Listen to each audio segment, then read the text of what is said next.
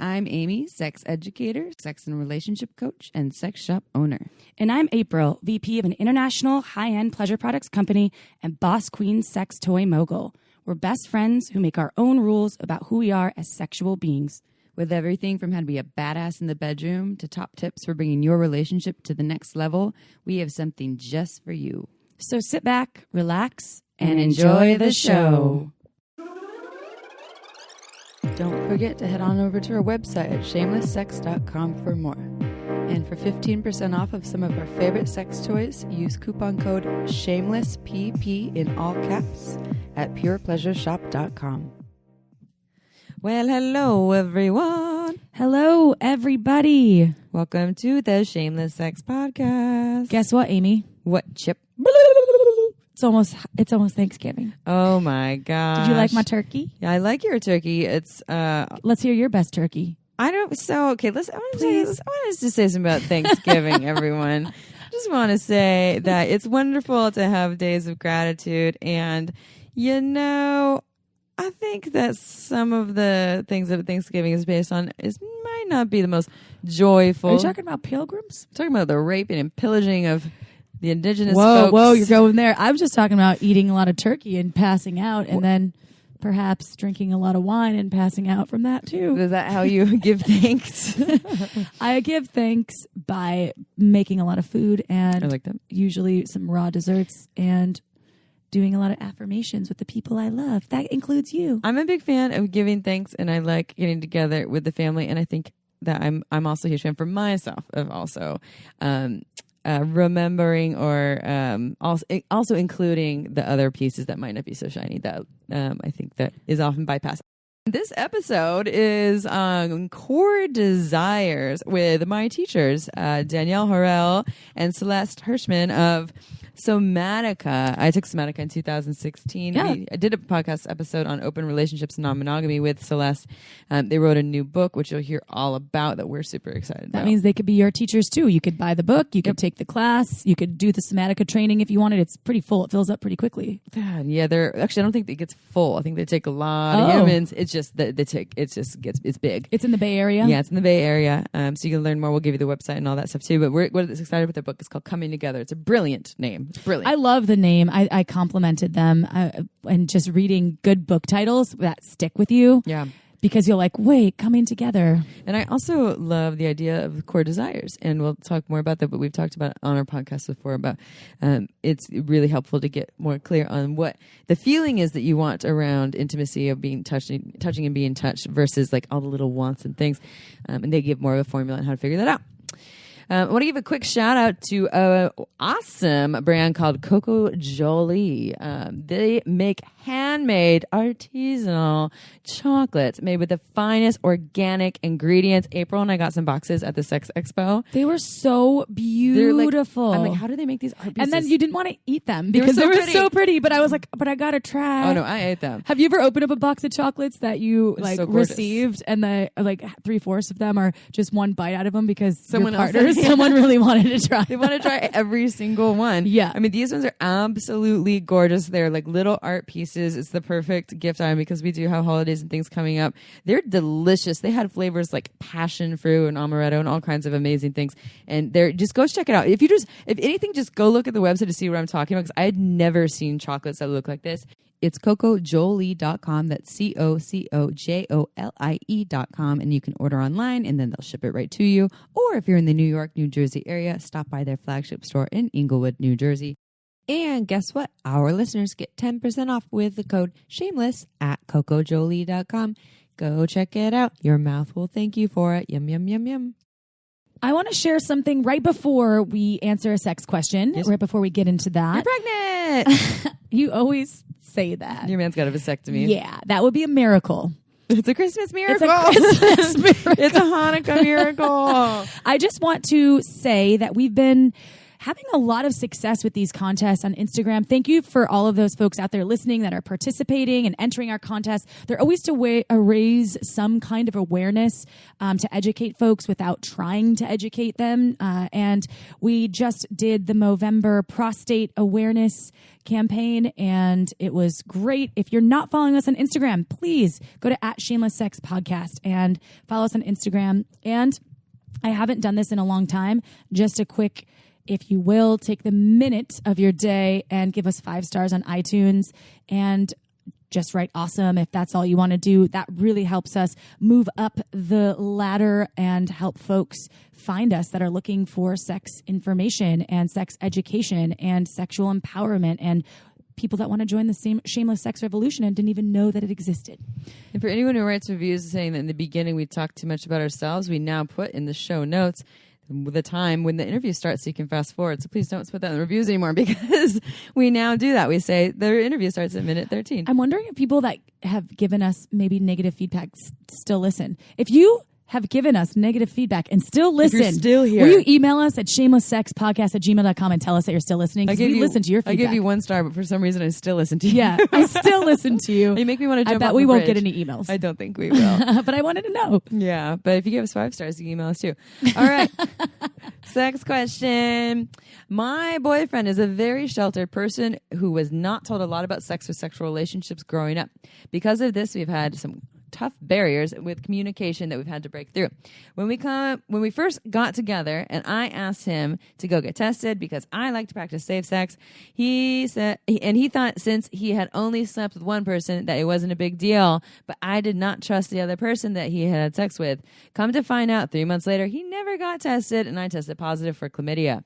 I'm having a hard time finding trust and safety in this relationship, and I am considering ending it. What do you think my next step should be? By the way, I listen to your podcast every day, and I love it so much. It's helped me through so much trauma in relationships with my parents and with significant others, and it's also helped me get out of my box. I'm forever thankful for what you guys do every day. It has also given me the courage to pursue a career in sex education. Oh, maybe this listener will take the Somatica training. Hey, yeah.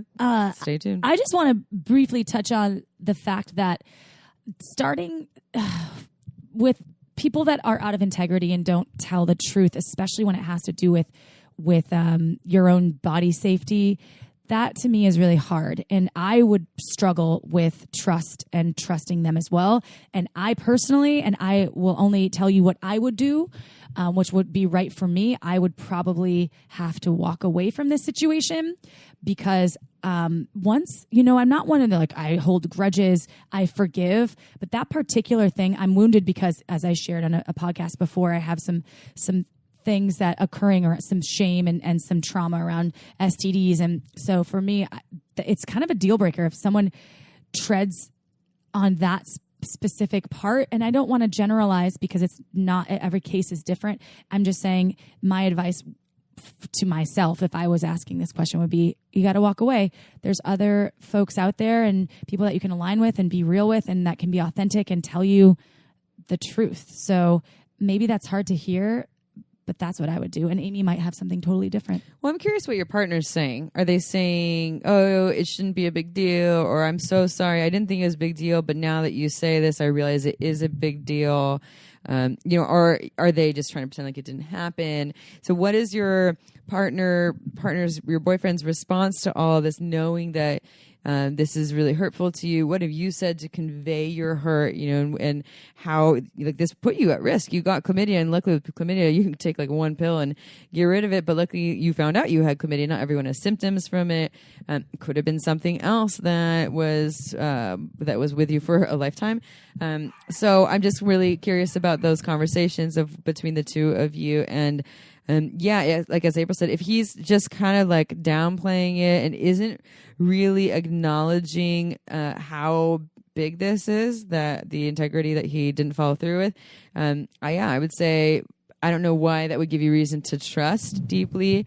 And if he is, people do make mistakes at times, and they learn. And I've had partners I've had partners who, or a partner that cheated on me many times, didn't use condoms. Luckily, I didn't get any STIs, but I didn't find out till 3 years later that they cheated on me multiple times without condoms. And I got lucky, didn't get any STIs, but I totally could have.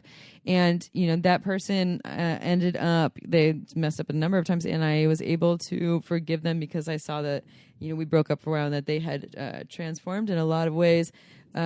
But if I didn't have evidence that they really realized their lack of integrity and that they made shifts, then I don't know how easy it would be to stay.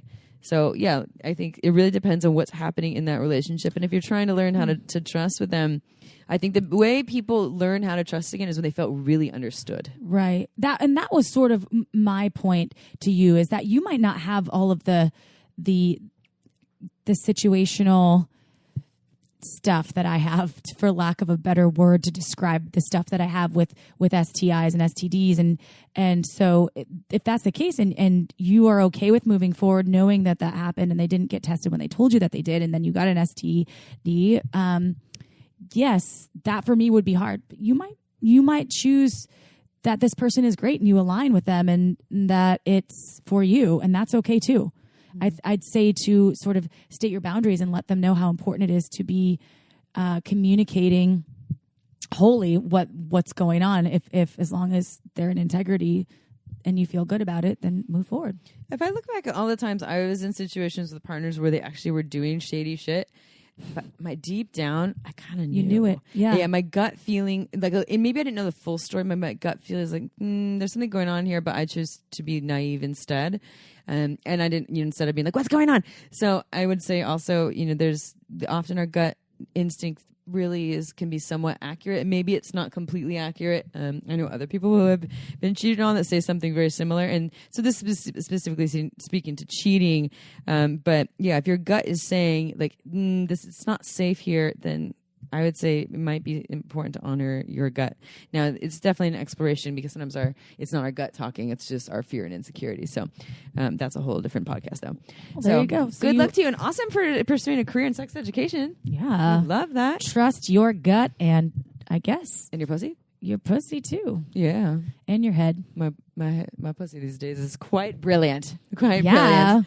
I love this thing and wet. Okay, so, and speaking of sex education, I'll read the bio for the two awesome women that created Somatica.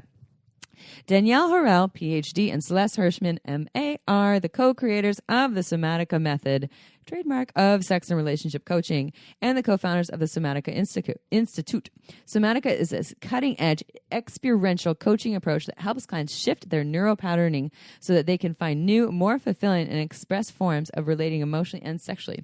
In their Somatica courses, Celeste and Danielle train professional sex and relationship coaches and help individuals and couples transform their lives through personal growth in the arena of sex and relationships. They have co-authored 3 books, Making Love Real, Cockfidence, love the name, and Coming Together, which is their latest book that we will talk about all in this podcast. To learn more, visit somaticainstitute.com. Chip, are you ready? I can't wait. But first...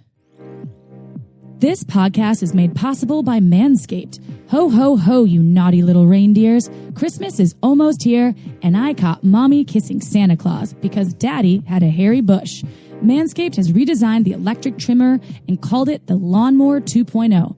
Their Lawnmower 2.0 has proprietary advanced skin-safe technology and comes inside their Perfect Package 2.0, which makes for the perfect gift this holiday season. It's literally everything your man, your dad, and your brother needs to keep them trimmed and smelling nice down there. Penis owners, it's time to step up your game. Penis admirers, you just discovered a great gift for all of the men in your life. And to get you started, our listeners get 20% off and free shipping with the code SHAMELESS at manscaped.com. That's 20% off with free shipping at manscaped.com. Use code SHAMELESS and your bits will be sure to thank you for it. And now, back to the show.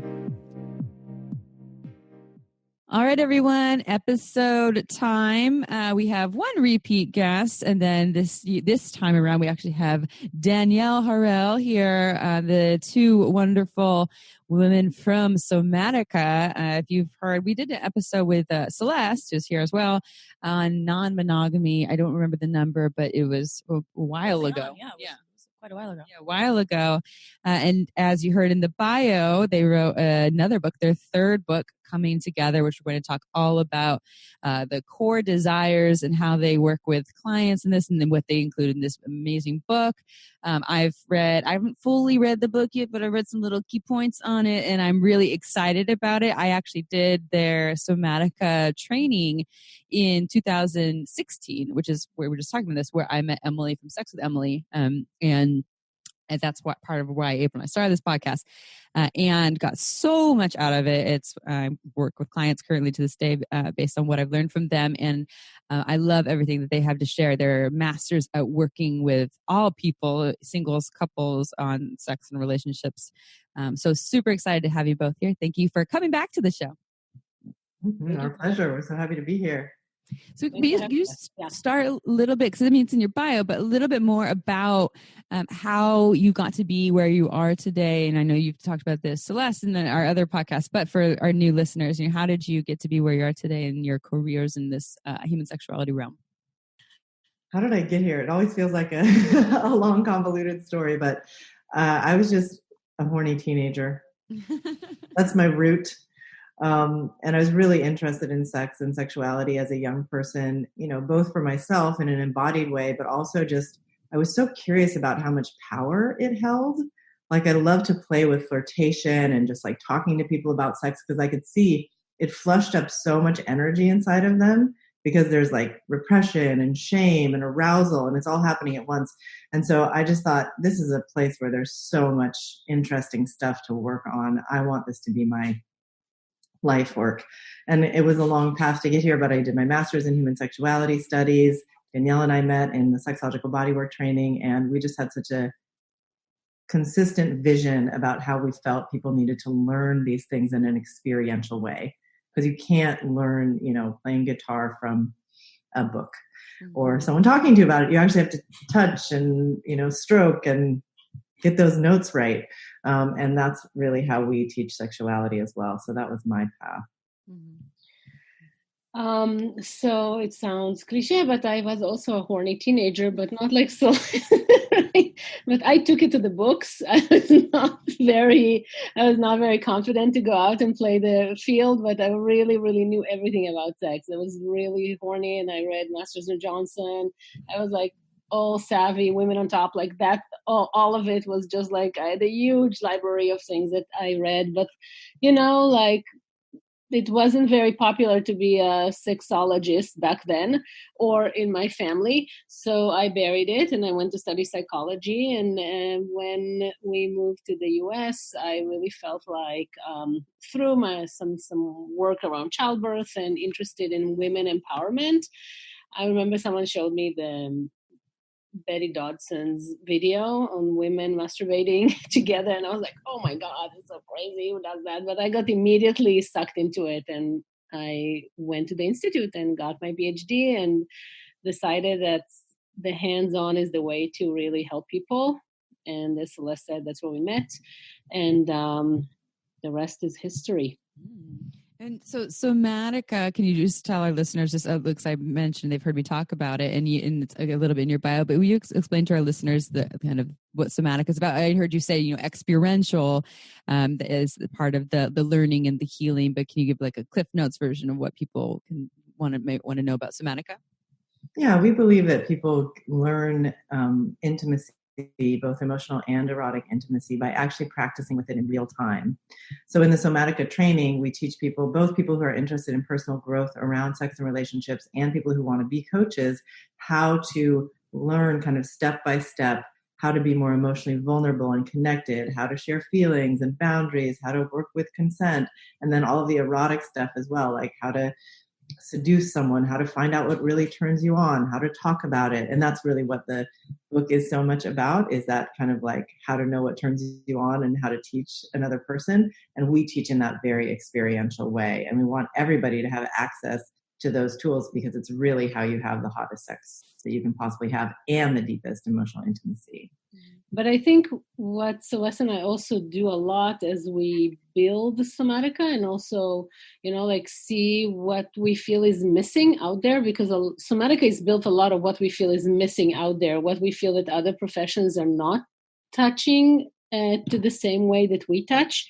A lot of what we do is really kind of like think a lot about what makes people feel, think, and want to connect. And so we do a lot of philosophizing around relationship and sex, and go deep into understanding, like what is it that make people want to do what they want to do. And I think, so it's not just the tools that people see that are experiential, but we also bring a new way of looking at sex and relationship that is not very familiar. I think it has a lot of novelty to it, which I do think that coming together is our kind of like flagship in that way. It's like one of the big things that we bring into the helping people have better sex and relationship, like giving them a new lens and a new way to talk about it.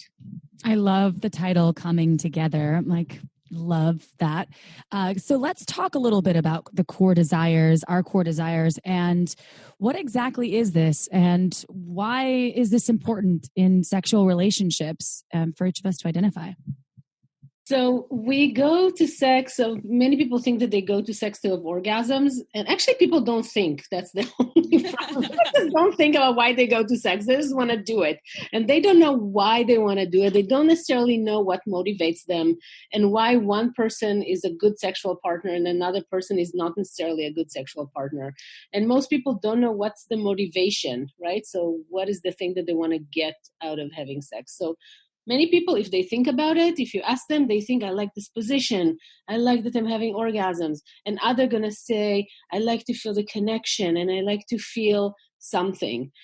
But the truth is, when I always ask people, why bother? Because it's a lot of work to have sex. It's not just simple, right? You need to connect. You have to find a partner. You need to tell them, or hopefully describe what will make you tick and find what will make them tick. So the core desires is actually the reason why we want to have sex. Core desires is what the motivation is. And we all go to sex because we want to feel something. We want to get some sort of a feeling and experience of ourselves in a way that we missed as we were growing up, or we didn't get this feeling worked.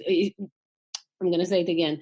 This feeling kind of got like a negative rep for us. And we want to do a little reparation around that. And through our sexuality, we get an opportunity to play out a different scenario and work up to kind of heal ourselves. So this is something that people can learn. So how do people understand where their core desires are? What's the process? And I'm sure you explain all of that in the book, but how do they understand more of that? What is the uncovering of that? Yeah, so we have a lot of different pathways to kind of find out what it is your core desires are. And the idea is that you kind of want to look at your fantasies or look at what turns you on in movies or books, and you want to start to boil it down. But what is that making me feel? So what are the emotional responses that I'm having? Do I want to feel desired or punished or taken or adored or seen or merged? There's all this sort of like juiciness for different people in those feelings. And some people have I want to feel... I think we sometimes separate them into positive and negative categories, but it's not like that. Like to want to feel punished is actually going to meet the same kind of arousal need as to want to feel taken by, in someone else. And we kind of separate it into two different categories. One is like people who want to feel the kind of resolution feeling. So people who maybe they felt like they were very much ignored, and so they want to feel adored. But then other people want to repeat the thing that was challenging, but to do it with a sense of agency. Like, I'm in control of this punishment now. Maybe before, punishment was something that just happened to me, but now I get to tell you exactly how I want to be punished. And this is the kind of spanking I want. This is the caning that I want. And then I want you to hold me afterwards and tell me how amazing I was that I could take all of that, right? Or whatever it is. And that gives you the same kind of arousal. So we really celebrate everybody's desires. We don't put them into positive and negative categories. Like, what is going to get you to your highest level of hotness? I love, so you sent out an email that I got that I was talking about, I think you had like a free little mini class or some like some info on how people, like 5 tips or something. And you had a feelings list. I love feelings lists. They make me so happy. And especially for folks who are identifying with a feeling is hard, right? It's hard sometimes to come up with the word of what I feel emotionally, but also physically. So I just want to read some things in the feeling list. Also, I think it's just really hot. All the words that you used, is imagine them how I want to feel in a sexual context. I won't read all of them, but loved, calm, degraded, powerful, free, precious, beautiful, connected, considered, playful, vulnerable, cared for, ravish, manipulative, or manipulated maybe, exploitative, sacred, afraid, penetrated, consumed, secretive, exposed, merged, irresistible. I mean, I just let this, there's so much more to it, but I love that you're saying there isn't a hierarchy. There isn't something that's better, one better than the other, and that you're dividing these categories. I totally get that it might be the owning it and taking it back. Like, yeah, I want to feel like a slut, a dirty little slut, and taking that back, making that mine, or something else where you're, it might be like the opposite of what you actually received. So I love this approach. I'm so excited about what you're all doing. So my question is kind of around sharing these core desires with your partner, especially to tap into hotter sex, because that is always, it's a goal of mine, and I'm sure our listeners feel the same. So how can we use these to tap in?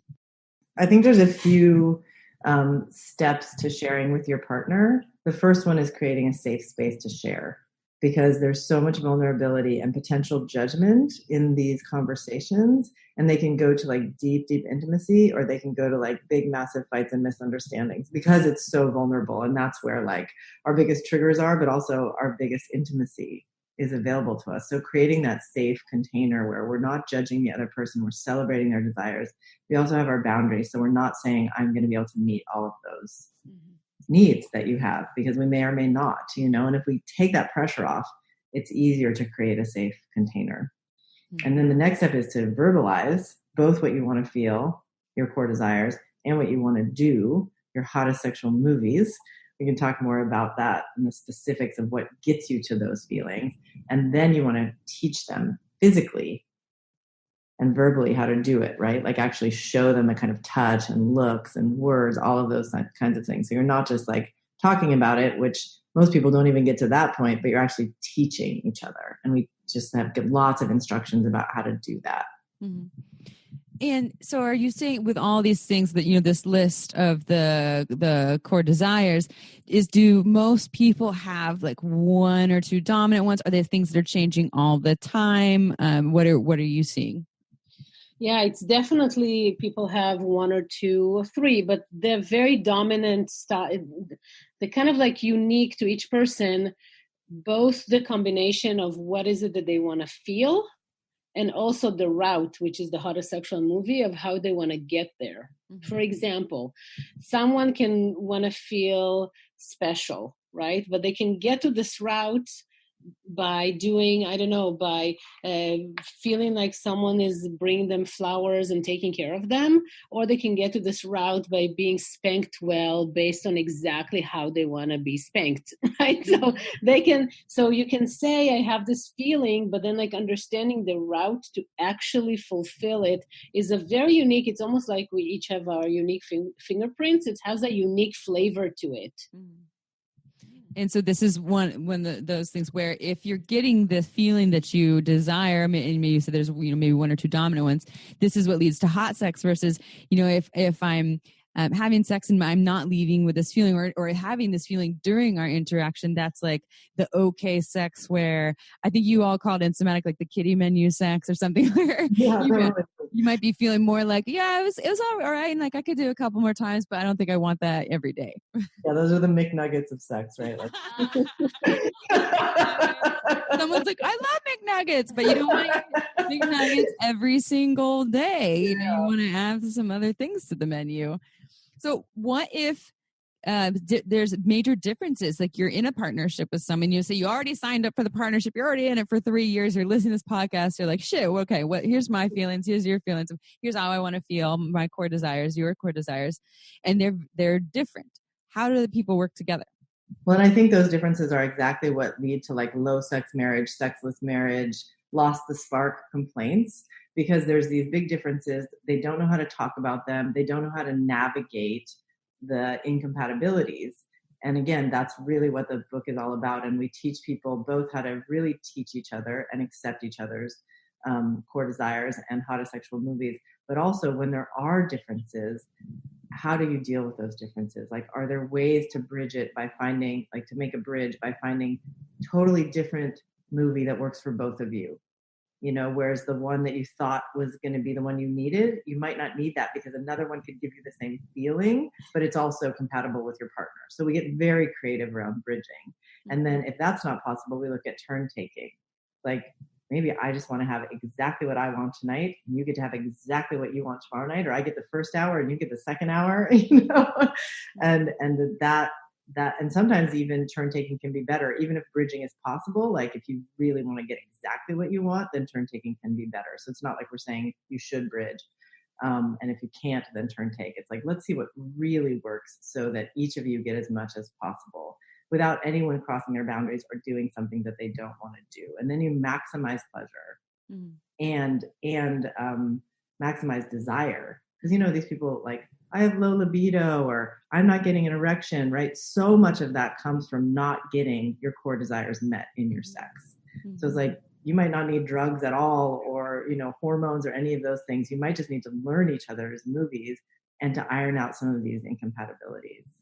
So you both have mentioned these movies quite frequently during this conversation. Can you explain more about the hottest sexual movies? I'm curious.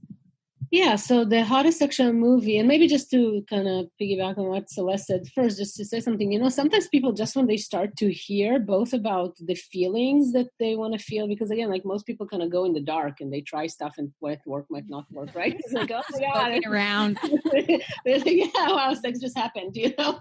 But if you start to become much more precise, it really helps create better experiences, including sometimes understanding, or many times understanding, sex starts way, way before actual physical engagement happens. You know, for example, for many women, sex starts with feeling cared for.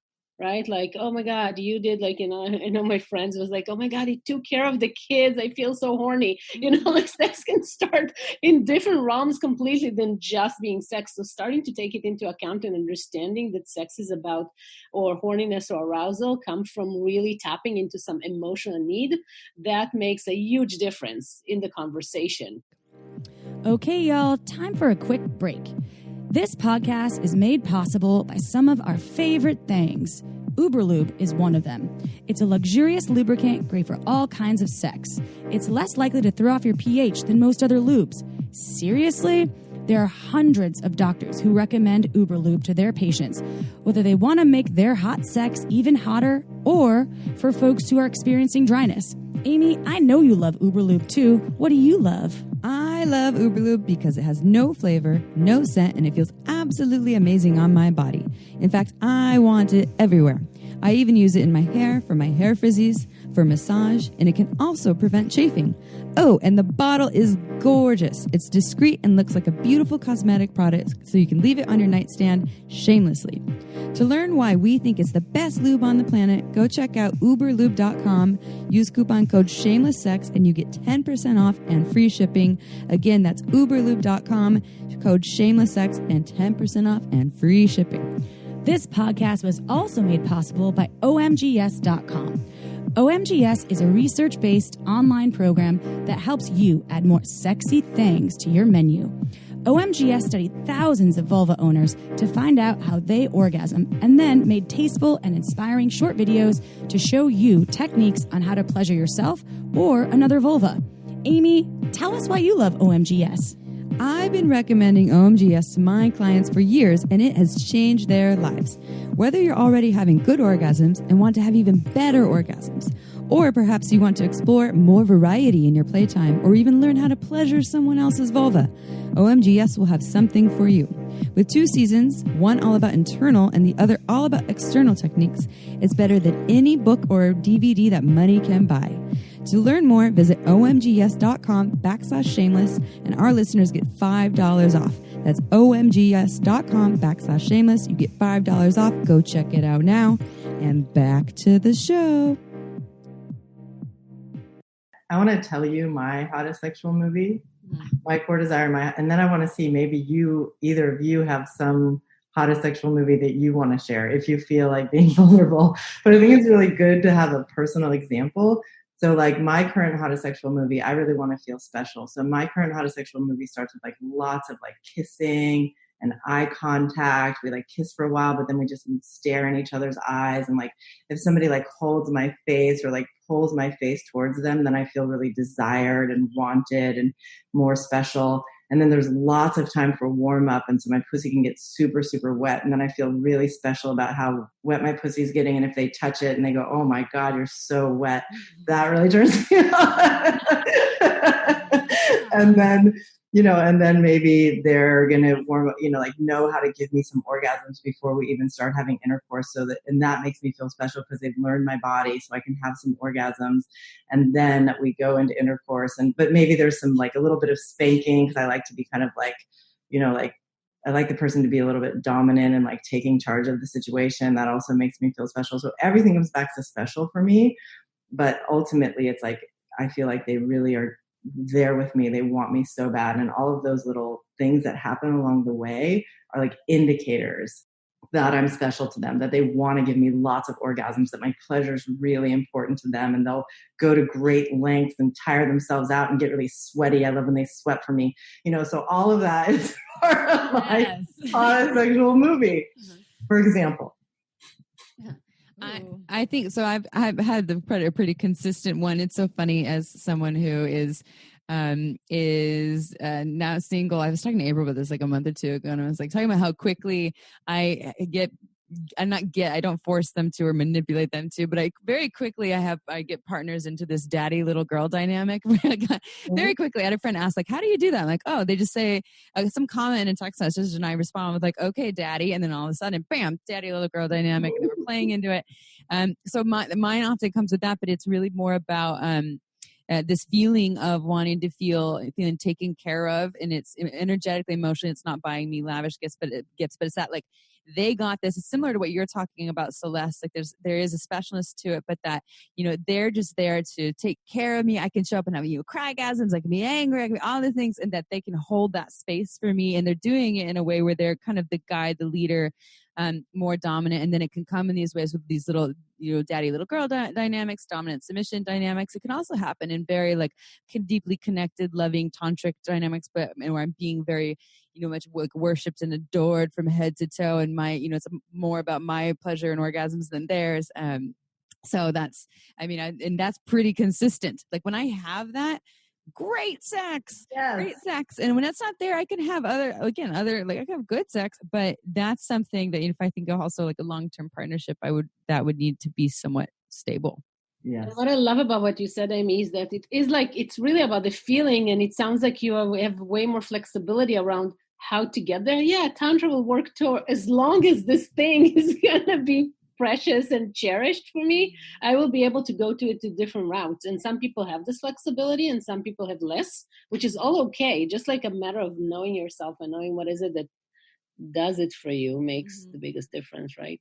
And then, so the mini movies would be those are kind of more like, you talk movies are kind of like scenes, essentially, the different ways, the outlets too. Like one of mine is also like, being bent over the leg and, being spanked, but then also like threatened with some anal threat if I've been bad or something like that. And I'm just like, that's just one of the many ways. So what you're saying here is you're getting clear on the feelings and more having a deeper understanding of that.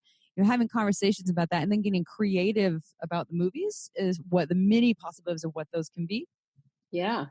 And some people really like creative and some people don't like creative. Like some people really like stick with the program. Like I really need you to do those 2 things and there will be or 5 things, and you can be a little creative, but like, so, which kind of tells us a little bit what happens if someone very creative joins with someone a little bit less more like stick with the program. I want to make sure to have some flow and consistency, and some people need much more predictability in the experience, and some people are totally like the adventure, as long as their feeling is in it. Mm-hmm. Yeah. What's your feeling in your movies, April? A lot more complicated, I think. However, Celeste, I remember connecting with you on the special part when you were on our podcast the last time, because I love to feel like I'm special and the best and all of these things. But lately I've been craving this like romance. And it's funny because I feel, I don't know, the inner Danielle Steele novel that I'd never read coming out of me or something. But I really want that kind of to be blindfolded and led into a bedroom. And then there could be some other things like feeling free, like I don't have to think about anything. And then being like kind of just submitting and being maybe tied up and then just taking care of it. Ravished. I looked at the word ravished. I was like, yes, where I can just really tap into my own senses that are happening, hence the blindfold, and not think about anything else other than the pleasure that I'm receiving. That's just a movie that I was playing right now. That's awesome.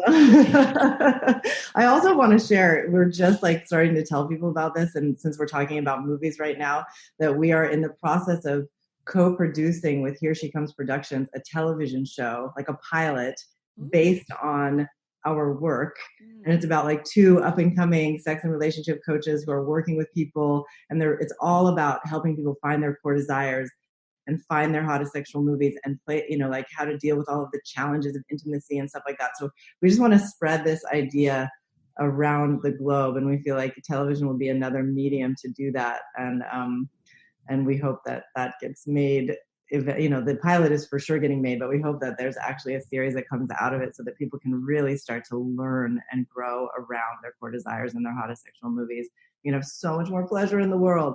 Yes. Mm-hmm. This is important work. It really is. And it's really adaptable for all sorts of folks, no matter what orientation or gender. And I love this work that you're doing. And the book's not coming out until November. Oh, remember, this is the book's coming out in 2 days from when we release this, right? We release it. Okay. But what's the date? Remind me. It's coming out in 2 days, in November 21st. November 21st. Of 2019. So if you're listening to this in 2021, because this is an evergreen product, it's out. Go find it. So how can... Oh, go ahead. Do you have a question? We can already pre-order the Kindle version because it's already up on 19th. And then the paperback will also come out on the 21st. So it will all going to be out there. And so where do people find out more? How do they get we talked in your website, and to give them all the information, how do they get your book? And you have other books, Making Love Real, Confidence. Also, if they want to take your Somatica training, if they want to work with you in your coaching practice. Yeah, all of our books are available on Kindle and Amazon, and also Making Love Real is available on audiobook. That's our second book. And you can find out all about our training at somaticainstitute.com, and then more about our coaching at celesteanddanielle.com. Mm-hmm. Yeah, as I already said in the podcast, for anyone that wants to get into the coaching realm or just do that personal work. I know people that have gone to you as clients. They've gone to other people that have trained under you as clients, many people have done your training. And I've had many a friend that has gone to your training after I did. And I was there as well. And it's really incredible what you all do. I can see a lot of the different modalities that you're weaving and that you are fulfilling a need. You created a niche that is fulfilling a need that is and was missing. And I imagine that this book is doing a similar thing. And lastly, one thing I wanted to comment on too, the piece that you said, this is totally kind of sidetracking or backtracking, I guess. You mentioned the libido piece and the erectile dysfunction piece. And I think I wanted to just highlight that one more time. so many of our listeners send us emails about having low desire. You know, they think there's something wrong with them. They're broken. Same with erectile stuff. And we just did an episode on erectile dysfunction, which I was in it. I was kind of wishing that we had advocated more for the what you I think Charlie Glickman does. He says, and you all say too. You know, it's not an actual erectile dysfunction. It's more of a response to a dysfunctional situation, to shame and all these other things. But just to go back to that part about especially libido there too. You were saying more so when people get more clear on who they really are as sexual beings, and then they advocate for that and share that and have that met, that you often see that the libido shifts, returns, comes back. This is what I'm hearing you advocating for, correct? Totally. People definitely, many times feel shame about what they want, and they go into hiding, and then they don't really get the sex that they want. So because they don't feel that it's okay to say that what turns them on. And definitely when they start, some people don't even know what turns them on. So they, again, like walk in the dark. So with those tools, they can really, really go and find what is it that turns them on, and also feel, I think, a lot of the power of the book as well as the training is the de-shamifying quality of it, because we really like bring examples like, everything goes and it helps people feel like, oh my God, I have this. We bring lots of the examples. So people say, oh my God, I have this is my fantasy exactly. And here we are. That's how I can talk about it to my partner. It's not a big deal. It's normal to have different kinds of feelings and needs and desires. So when they come out and start to communicate their desires, of course, they're going to get much more connected to their libido and what turns them on, and might actually be able to, get the sex that they want. So the reason people not having those dysfunctions is because they're not getting the sex that they want. Mm-hmm. Mm-hmm. And I think women are really trained away from knowing what they want sexually, right? There's like slut shaming, and there's a lack of it's like you're supposed to just wait until somebody gives it to you, and it's almost like the romantic fantasy. Like you're not supposed to have to ask for anything. It's just supposed to happen. And all of that is so disempowering. And I think it leads to so much low libido for women, especially. Mm-hmm. Yeah. Or the compliant caretaking mentality that with, women being trained or, faking orgasms and all these things to caretake someone else's emotions as opposed to really speak to what it is that they desire. And it starts with knowing what it is that you want and desire. Not everyone even knows that. So that's, step number one there. And then to learn how to communicate that. So super excited about your book. Everyone go check out Coming Together. Go check out at somaticainstitute.com. And thank you so much for coming on our show. It's always fun having like the return. Like they taught me so much. It's fun having them. It went way too fast. We want more. So Coming Together. I can't wait to get that book. All right. Thank you, Celeste. Thank you, Danielle. So nice to have you both here. And thank you to our listeners for being part of the shameless sex revolution. We adore you. We love you. We can't say enough great things about you, listeners. So go get your core desires on and get this book. All right, y'all. See you next Tuesday. Ciao for now. Don't forget to head on over to our website at shamelesssex.com for more. And for 15% off of some of our favorite sex toys, use coupon code SHAMELESSPP in all caps at purepleasureshop.com.